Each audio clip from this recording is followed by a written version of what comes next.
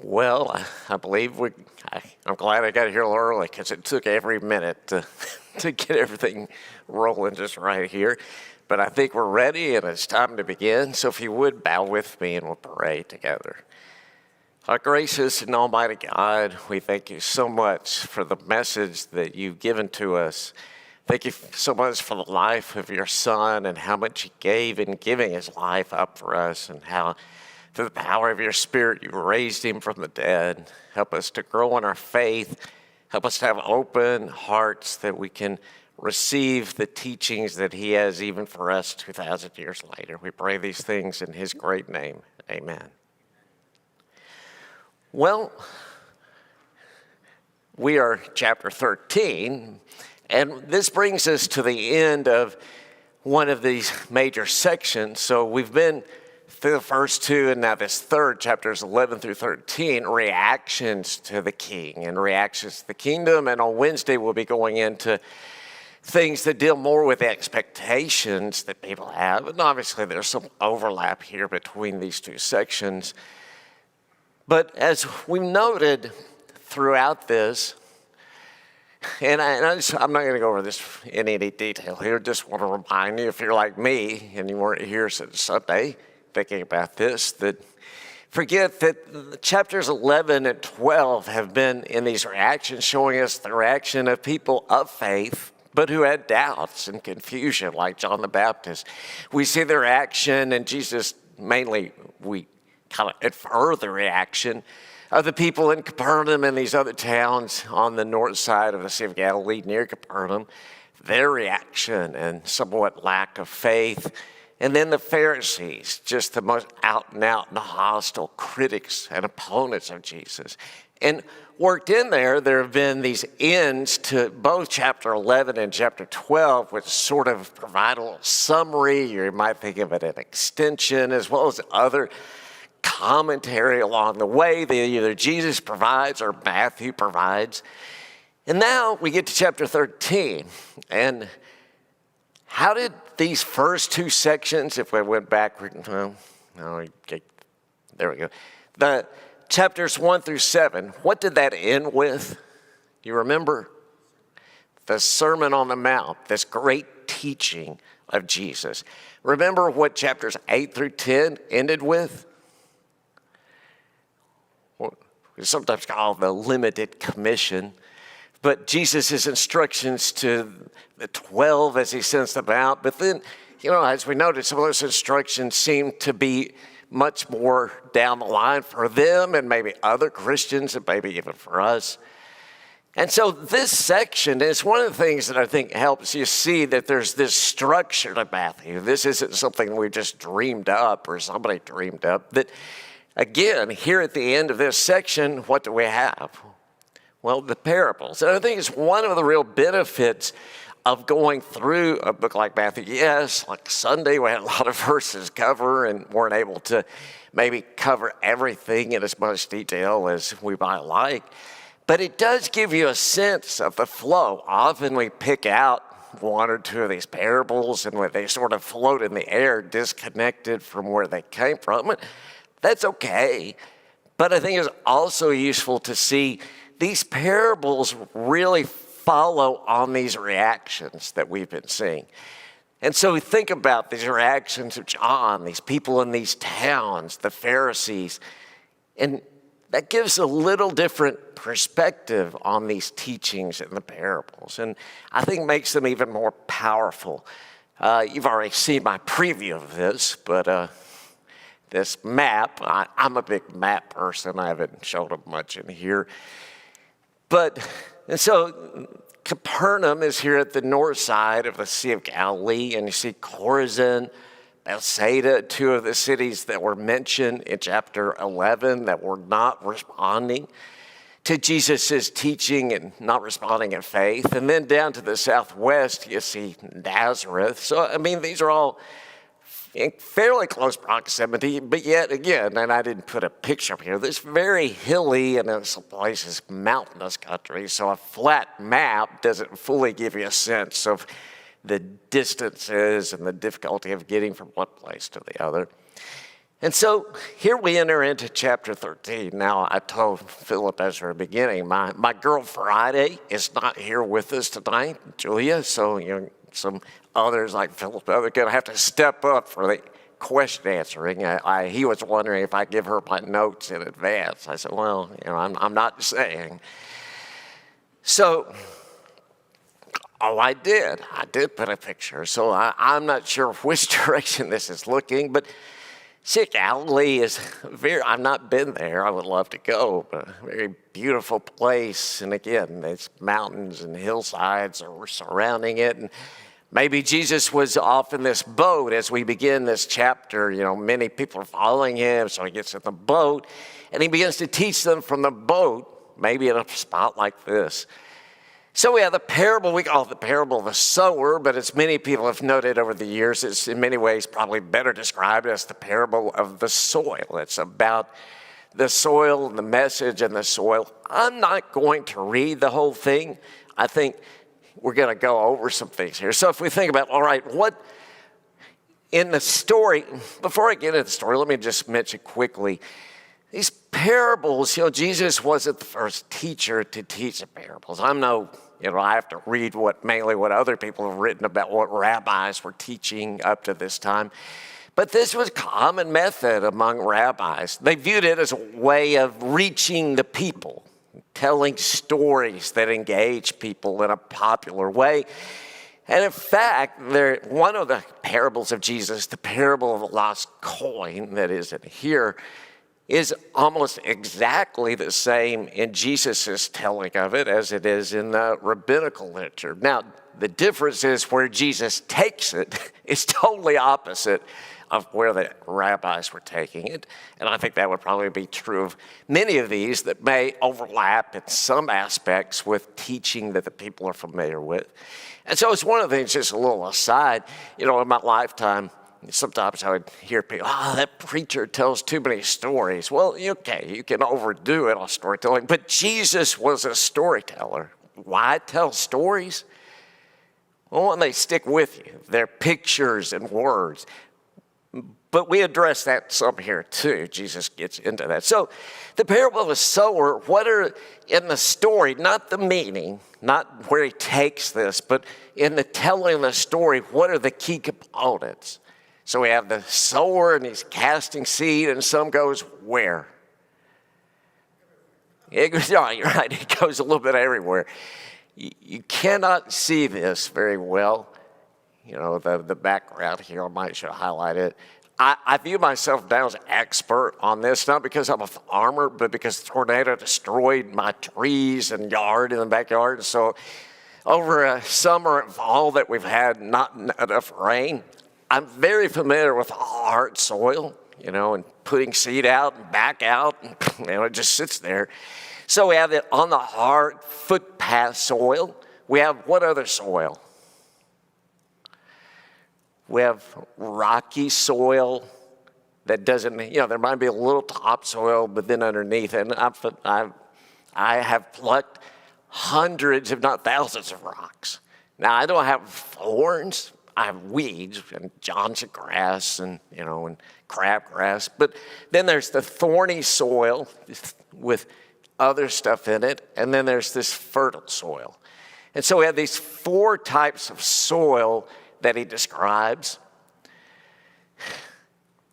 But then Jesus comes down here later. Now, Matthew injects something in between about why he's talking in parables. I'm going to come back to that. But I'd like to first start with, what is Jesus? This is one of those parables that he interprets for us. He says, this is what it means. Now, again, imagine yourself listening to Jesus and he just tells a story. It's difficult to put ourselves in that position because many of us have heard this over and over and we know where he's headed. But if he just said this, at first you'd be going, okay, what does that have to do with much of anything? And Jesus says, here's what it has to do with. It has to do with the message that I'm bringing to you and your hearts. Jay back when we were talking in chapter 5 and 6 and 7 was emphasizing, the Sermon on the Mount, what's it all about? Changing this. And so here he's discussing, so the message about the seed that's falling on the pathway, what's the nature, how are these people receiving it? Well, they're not. It just isn't, it's not making any headway. It's just like my seed in my backyard. It's just sitting there.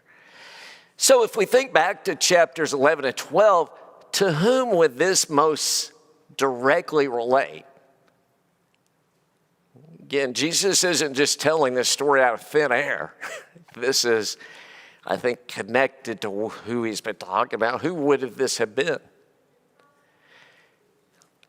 Somebody said over here, I think, the Pharisees, right? That it was not sinking in. Again, there were exceptions, maybe people like Nicodemus and others, but it was not sinking in. It wasn't taking any root. It wasn't taking hold at all.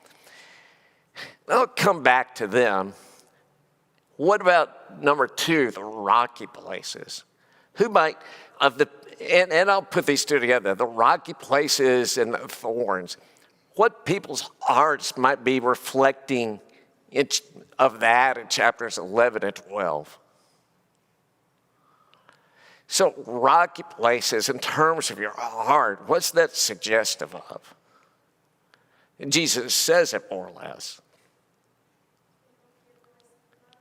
Yeah, it's just not taking root. It's superficial. It's just, all right, it's something that may be exciting at first. Hey, this is great. But it just doesn't take root. And you can imagine many of the people that were attracted to Jesus because, well, he's healing people. Maybe he'll heal me, or maybe he'll take care of the debts I have, or whatever. But then that begins to, that adrenaline rush begins to wear off. And what's there underneath that? As well as the thorns. The thorns are particularly kind of interesting in the sense of, he says, what kind of heart is this?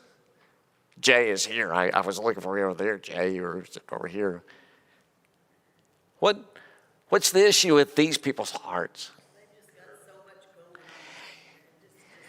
Their life is just, they can't stick around because they've got so many things that are calling. Yeah.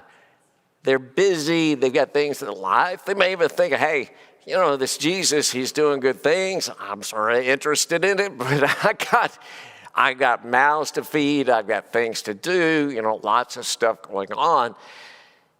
You think about this. Again, that could easily be many of these people in towns like Capernaum, Bethsaida, Chorazin. It's not, some of these people that Jesus wasn't directly healing them. They may have thought, well, we've heard of this. This is good. But, hey, that's sort of out there. This is where I'm living, and he's not taking care of this. And so that's choked out any interest. There's some interest, but then it gets choked off by these things. And so the question I would have for us is, which of these type of people that are not the good soil are we most like? Or maybe we are like the good soil. These people, what's characteristic of them? Well, they listen. They don't just listen, but they believe. It takes root. Who would this be most directly referring to? Well, the disciple, the 12, and these other disciples and people we've seen who have been healed, who came to Jesus because of their faith. Certainly people grew in faith because of his miracles, but many of these miracles were because people had faith already in Jesus. Paul? It seems like it's also kind of a commentary on Satan's efforts, because if one thing doesn't work, he'll try something else. Yeah, and he's going to hit us where we're vulnerable, right? And this is where I think, again, Jesus, especially the Sermon on the Mount and other places, he's all about us being introspective, thinking about not what is Paula's weakness. That's not what I need. I need to be thinking, well, what is Brian's weakness? And so, it should be arresting to us of these people and these hearts here. The ones who had no understanding and where it didn't sink in at all, what was their Bible knowledge? The best of any of these people. This tremendous irony that the people most opposed to Jesus were not only the religious leaders, but the people who would have known the law the best. And so I think if we feel ourselves, hey, we've got to stand up for what's right, we can't be taught, to use Paul's language from the King James, should not be tossed to and fro by every wind of teaching. Well, there's value in that, and you need foundation, you need anchor. But on the other hand, if you're so entrenched that you cannot open your heart up to Jesus, you run the risk of falling in the same trap these people did. Or for many of us, probably the cares of the world and the things that go on, they just become distracting. Now, in that, I want to be careful. I think sometimes when we talk and when we see these parables and other teachings about the kingdom and putting the kingdom first, as Lawrence might have said over the years, we get a very compartmentalized view of what that means. That means, hey, we better be at church. And we got to put coming to church first. And then take care of other stuff. The scriptural view of putting the kingdom first is more like an umbrella. This becomes something that covers and influences everything in our life. Putting the kingdom first means in my marriage, behaving the way the king wants me to behave. In my work relationships, behaving the way the king wants me to behave there. In the relationships in churches, behaving the way the king wants me to behave there. Right? So putting the kingdom first and hearing, accepting. Now, you could take this parable as Jesus is just stating, well, this is the way the world is. Here are the way people's hearts are. And I think there's some truth to that. But what gives you a clue, or maybe more than a clue, that he's also intending this to encourage people to change their hearts? What does he add in here that makes that pretty clear if you look down? What does he say at the end of this when he explains? If you've got ears, whoever has ears, let them hear. That's borrowed from Isaiah, and he uses it frequently, and it comes back. It's used repetitively in the introductory chapters of Revelation, saying, you better listen up, is the way we might say it in our idiom. That, yes, we all come with certain ways we are. But Jesus is saying, if you're a person given to worry and that's pushing out the kingdom, you need to change this. If you're a person giving to just not being open to listening to, I've decided here's the message of God, and I learned it when I was 20 and I got it. Well, yeah, he's saying you need to listen. You need to hear. All right, I got to move on here. We can spend the whole class on that parable. Then, sandwiched in between the parable and his explanation is this question. The disciples came to him and asked, why do you speak to the people in parables? That's a really good question. And I mentioned this Sunday. In this whole next section, and Jesus' answer here, and then his quotation from Isaiah, speaks to, I think, what's been through the ages an enduring question. Why didn't everybody believe in Jesus? Jesus is raising people from the dead. He's healing paralyzed people. I've had people put that question to me. I've wondered that in my own mind. And I think Matthew, at least in some way, is addressing this to these readers maybe 30 years after these events. Well, if Jesus is really doing these great things, wouldn't everybody just be there and believing? But what's the answer to that? Well, Jesus gets into this partly because the knowledge of the secrets of the kingdom of heaven has been given to you, but not to them. Whoever has will be given more, and they will have in abundance, but whoever does not have, even what they have will be taken away. Before we chew on that a little bit, think back about the parable of a sower. What does that suggest about why people are not accepting? Sterling, I don't think is here tonight, but Sterling noted Sunday, I was going to let him segue into this, for some of these religious leaders, what would have been part of their motivation? Why do you think, even though I think down the road Nicodemus, when he actually comes with Joseph of Arimathea, is making a public confession of his faith in Jesus. But yet, why would Nicodemus come to Jesus at night?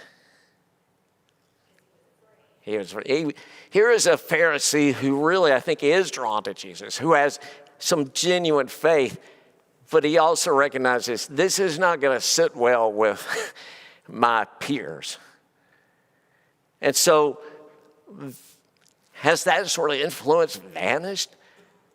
Does Jesus healing people mean, well, everybody's going to forget about what this may mean for their position? Well, no. Does Jesus healing people mean that people who are hardened and not open to hearing much of anything, that's necessarily going to change them? We have got a great capacity for just pushing by things that should stop us, should make us think. Whether it's, a big one would be, well, I've got too much going on. Yeah, I hear this great stuff about this teacher from Nazareth, but I've just got too much going on to fool with that. Has that vanished? Do you think those people living in Jesus' day they weren't susceptible to that? No, people are people. And the more I thought about this, it might have been 10 years ago, I was having a conversation with somebody, and a young guy, he's very earnest, and he sort of put this question out there. When I was at college, we sort of bannered this around, why? You just think. But I think that's really not thinking about people the way people really are. That, yes, one day, will every knee bow? Will every tongue confess? But that gets into what Jesus is saying here. That day is not yet come. In fact, Jesus is teaching things and presenting things in such a way as to who is it going to appeal to? Any English teachers, you please forgive me for saying a preposition at the end of that question. But I even got a chuckle out of Paul on that. But who is he saying? He says, the secrets of the kingdom of heaven has been given to you and not to them. Well, who is you? Well, maybe the 12 specifically or close disciples, but not to them. Who's the them? Well, the people with hard hearts, the people with cares of the world, the people with superficial faith. He says, whoever does not have what they have will be taken from that. And then he quotes from Isaiah. Though seeing they did not see, though hearing they did not hear or understand, in them is fulfilled the prophecy of Isaiah. You will be ever hearing, but never understanding. You'll be ever seeing, but never perceiving. For this people's heart has become calloused. They hardly hear with their ears, and they have their eyes closed. Otherwise, they might see with their eyes, hear with their ears, understand with their hearts, and turn, and I would heal them. Again, this is a paradoxical thing about even the teaching of parables. Why does Jesus say he taught in such stories? To make it clearer to some and to obscure it from other. Wait a minute, you're saying Jesus is obscuring the message? Well, to people with hardened hearts, yes. To people with superficial attachment, hey, he's healing, that's great, but this talk about I need to change, well, okay, whatever. That, again, one day, what is said here will not be true. One day, every knee will bow, every tongue will confess. Paul quotes that from Isaiah. But if Jesus, you can imagine, Jesus could have come in, again, I mean, forgetting about need for atonement of sin and all that, but imagine Jesus coming in the first century the way that's described as him coming where every knee will bow and every tongue confess. Would that have accomplished the purpose he came to accomplish? No, that would accomplish what he's accomplishing. That accomplishes this final judgment. He's coming to draw people to him, and yet also at the same time push people away. And what's pushing people away or drawing them? Their heart and their willingness to change, to repent, and think about the message. Right? And combined, yes, these miracles are great, but combining that with their faith, in fact, we'll come back to that when it gets to Nazareth here at the end of the chapter. So here's another story Jesus told. The kingdom of heaven is like a farmer who planted good seed in his field, but that night as the workers slept, his enemy came and planted weeds among the wheat, then slipped away, and when the crop began to grow and produce grain, the weeds also grew. Now again, remember, Jesus just tells this story. And then later to a small group, he explains it. So they're sort of left with, all right, what did Jesus mean by that?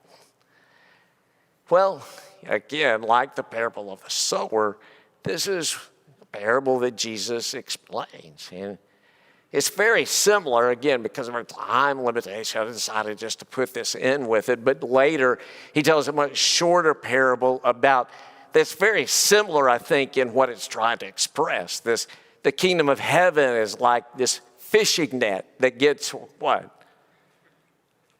All sorts of fishes in it. And then there's going to be a weaning out of the good and the bad fish down the line. But this parable of the weeds, and he said, he left the crowd, and they said, explain this parable to us. And he said, the one who sowed the good seed is the Son of Man. The field is the world, and the good seed stands for the people of the kingdom. The weeds are the people of the evil one, and the enemy who sows them is the devil. The harvest is the end of the world or the end of the age. Again, I want to get into, the question arises, is he talking about the end of the Jewish age, or is he talking about the very end of the world? I think it could apply to both. I'm not sure anybody has to come down hard on that. And the harvesters are angels. As the weeds are pulled up and burned in the fire, so it will be at the end of the age. The Son of Man will send out his angels, and they will weed out his kingdom, everything that causes sin and all who do evil. They will throw them in the blazing furnace, where there will be weeping and gnashing of teeth. Then the righteous will shine like the sun in the kingdom of their Father. And then again, he says, whoever has ears, you better listen. And so, yeah, the message is plain enough. Jesus explains that. And again, asking questions like this, we don't know exactly, but if we ask, why, especially think about chapters 11 and 13, and then who he's talking to here, his disciples. Why would he tell this story? Or why might he tell this story?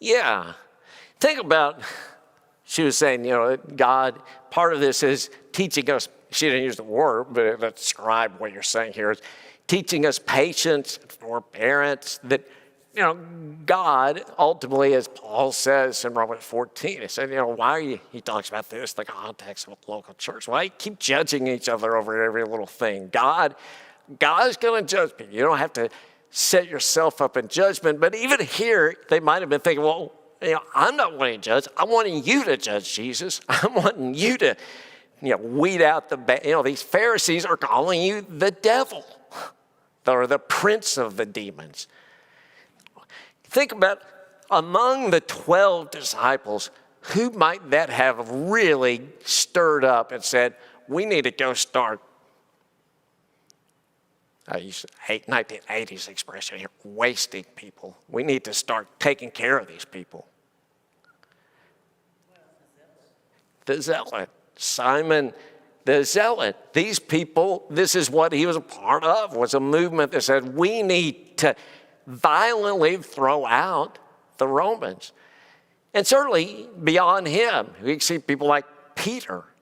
In fact, it's interesting that Peter, think about it, his reaction might have been much like someone like Simon the Zealot, but by the time he writes 2 Peter, what does he say about God's forbearance?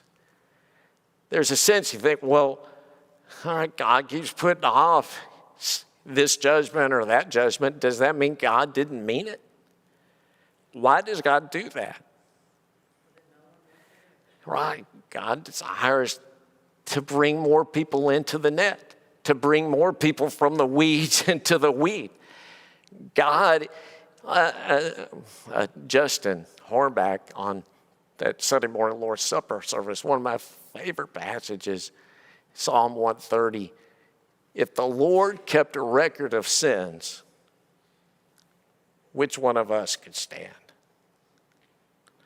But with the Lord, there's forgiveness, therefore he's to be feared. One writer paraphrased that last phrase as, the Lord is so forgiving, it's scary.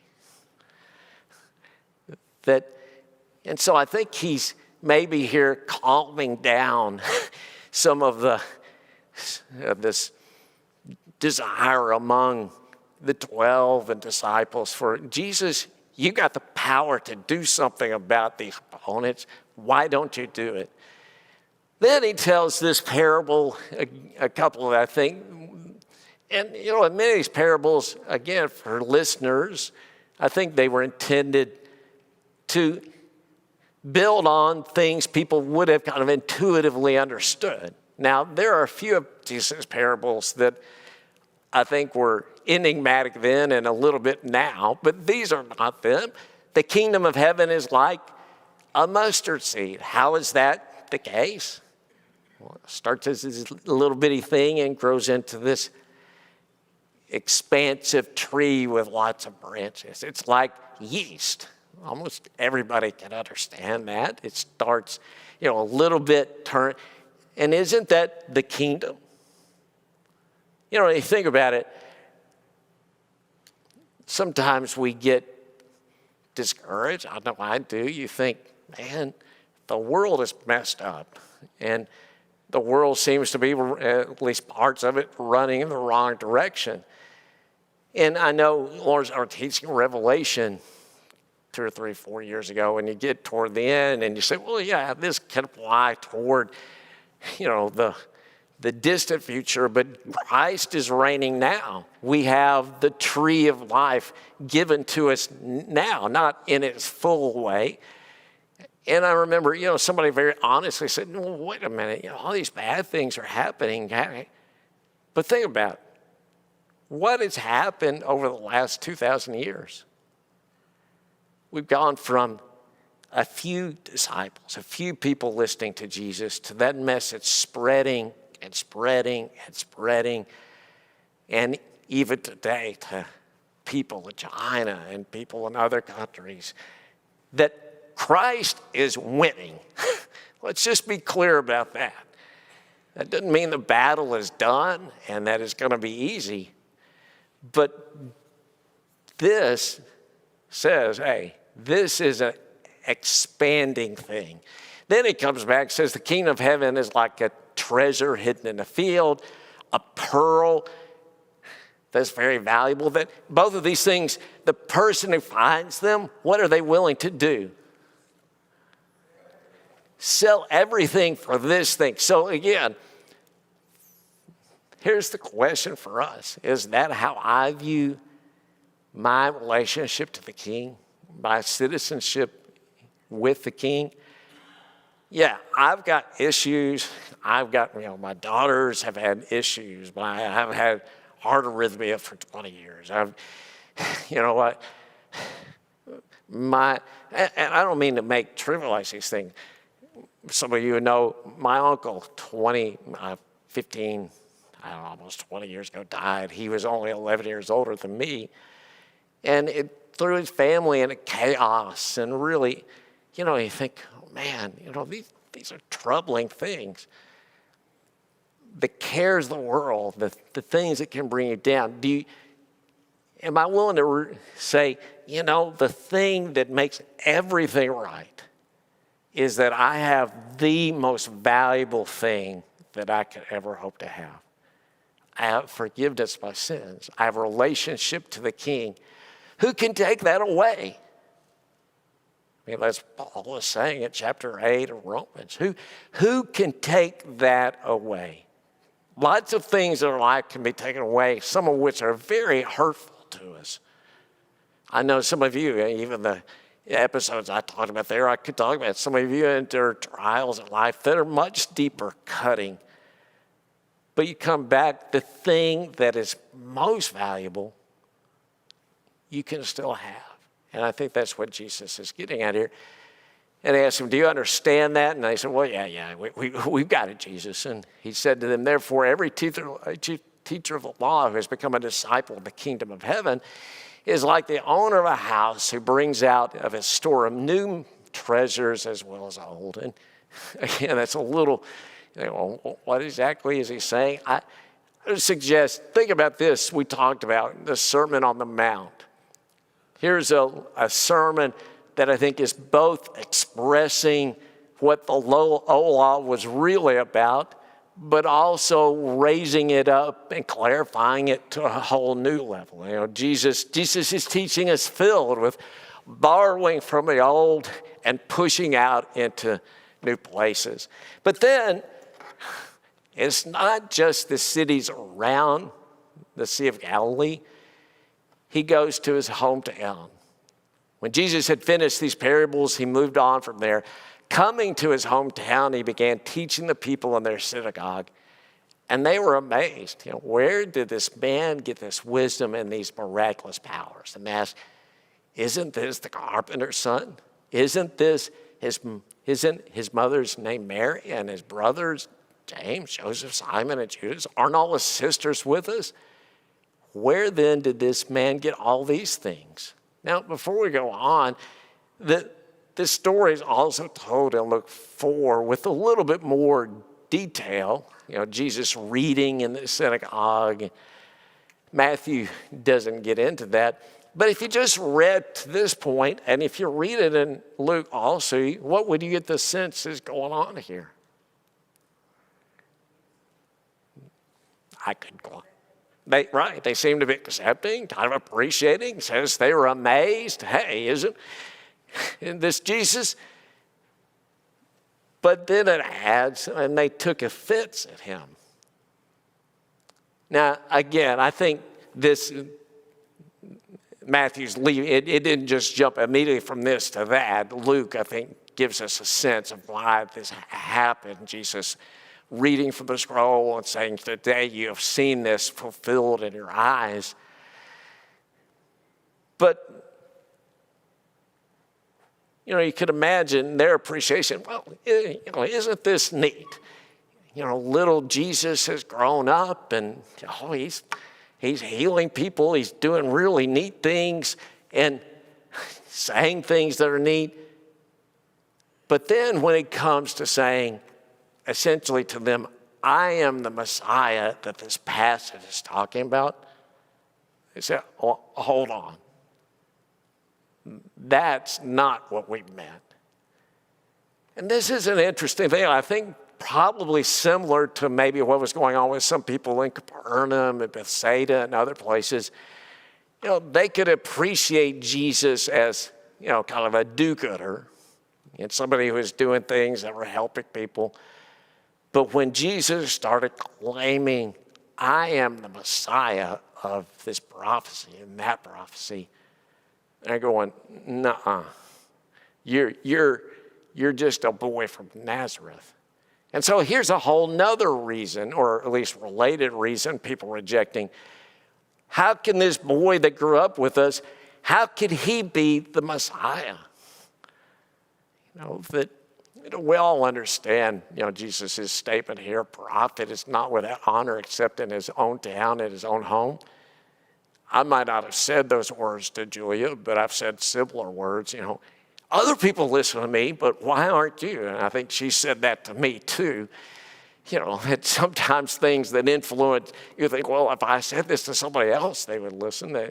Familiarity, knowing your heritage.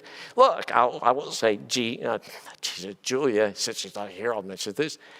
It's not easy in many ways being the youngest of 3 children growing up in the church, and everybody knows you from the time you're a baby.